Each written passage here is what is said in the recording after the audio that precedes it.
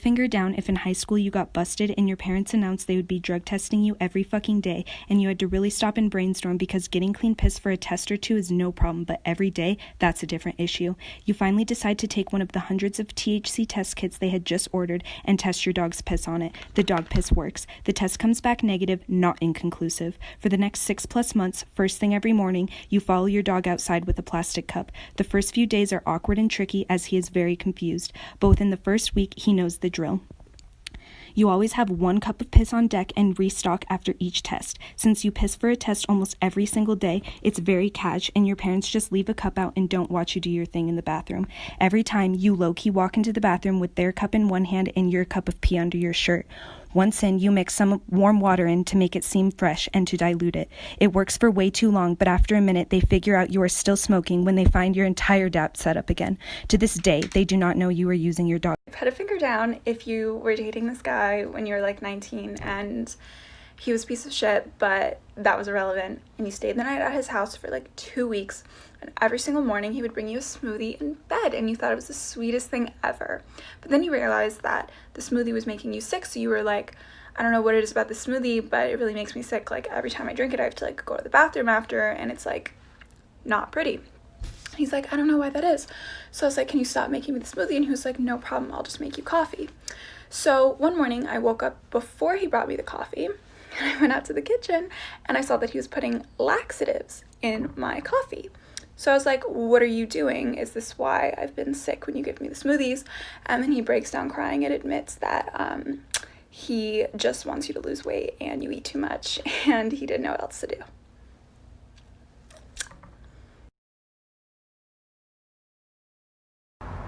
Put a finger down if you have a dad that works with the FBI and is way overprotected. So when you're a freshman in high school, you had your first boyfriend and your dad invites him over for dinner. And when your boyfriend gets there, your dad's cleaning his guns on the kitchen table. And then your dad proceeds to tell him that whatever you do to my daughter, I'll do to you. So if you get my daughter's pants, I'll get in yours. Put a finger down if one time when you were 5 years old, you fell off a chair at a restaurant and your mom was super concerned because she saw you hit your head and she was worried you had a concussion, right? Like any mother would be. But she checked you for the concussion and you're all good, no concussion. So you go on about your life. And then a few days go by and you have to go to dance class and you're dancing around like 5-year-olds do at dance class. And you have to do a plie and your teacher asks you to do plie and you realize, crap, I can't do one because your arm starts hurting so bad and you start crying. And then your teacher yells at you for being a crybaby and tells you to suck it up. And then after class, she goes and tells your mom what happened. And your mom just blew you off because you were a super dramatic child. Well, a few more days go by again and suddenly your arm starts getting purple and blowing up twice the size it actually is. And you realize that something is wrong, and you get rushed to the ER at 2 a.m. and realize you've been walking around with a broken arm as a 5-year-old for a week. You've been walking around for a week with a broken arm. Put a finger down if you fell in love with this really hot, super nice older guy who had a great job. Less than a week after you guys started talking, you decide to go out with him, your best friend, and his group of friends. And you decided that night, even though you rarely drink, that you're gonna get fucked up so you can be impressive and keep up with the older kids. So you pound 4 shots and take an edible with somebody you don't know. Then as soon as you get to this very popular bar in Santa Monica, called the Victorian, you let your best friend know that you're about to throw up. So you run in there and you start throwing up, you can't walk, you can't talk, and you're spinning like crazy. So after an hour passes, he comes and finds you in the bathroom, carries you out like a rag doll. As he's carrying you out of the bar because you can no longer walk, you start throwing up on random groups of people. One of which was a group of his coworkers that happened to be there that night. And then you throw up on his friends, him, and his friend's car. But hey, we're still dating after 2 years, so...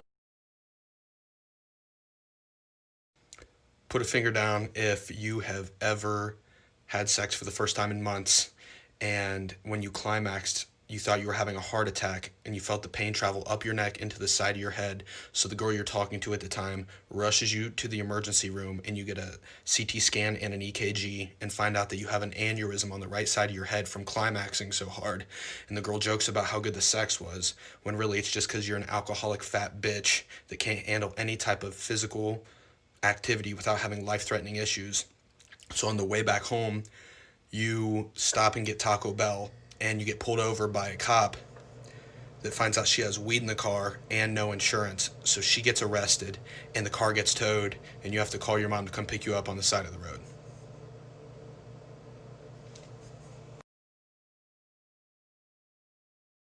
Alright, put a finger down if when you were like 16, 17, you dated a crazy ass dude that you ended up breaking up with, right? And then you went to a party and you ended up seeing him at the party, right? And he got hella mad because you wouldn't talk to him when you were at the party, so he called you a stupid fucking bitch in front of everybody, and the music stopped like in the fucking movies, and it was so dramatic, and you wanted to cry but you didn't because you're a boss ass bitch, right? And then you ended up leaving the party, but little did you know that he fucking followed you home. So then I got home and I was falling asleep and I heard a screen getting ripped out the window, right? So I go look and there's a shadow just sticking out, and then I asked my stepdad to go look with me, and he's like, there's nothing there, go back to sleep. So I went back to bed, right?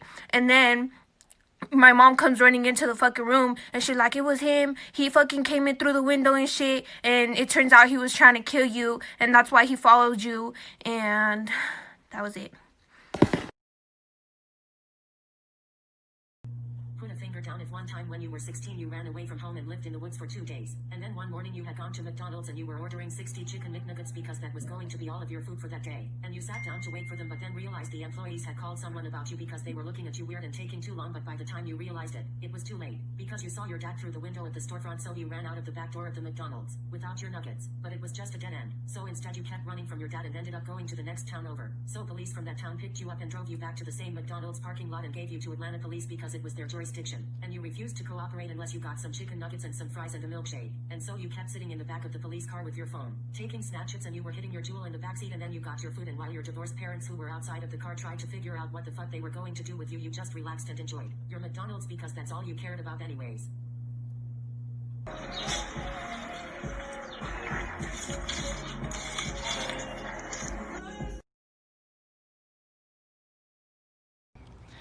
Put a finger down if you live all the way across the country from everyone that you love and care about, including your family, and you can't even get on a plane and go home because you have a compromised immune system because you had chemo when you were 17, which makes you more susceptible to coronavirus, and your roommate left for 2 months and all your best friends left to go home to be with family during this pandemic, and you can't even go to the grocery store because everyone took all the food and you're running out of money and supplies, and the only thing you can do is sit and cry about it. I'm not okay.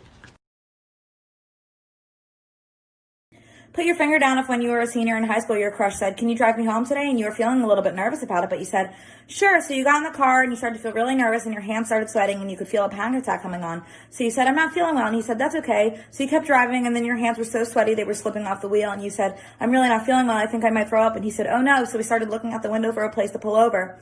And then while I was looking out the window, you threw up down your shirt. And then he looked at you and he said, did you just throw up? And you said, I sure did. So you pulled into the parking lot of an Acme and checked your trunk to see if you had any extra clothes, but all you had was an open cardigan, which you put on so that you just had a bra and your crusty vomit chest showing.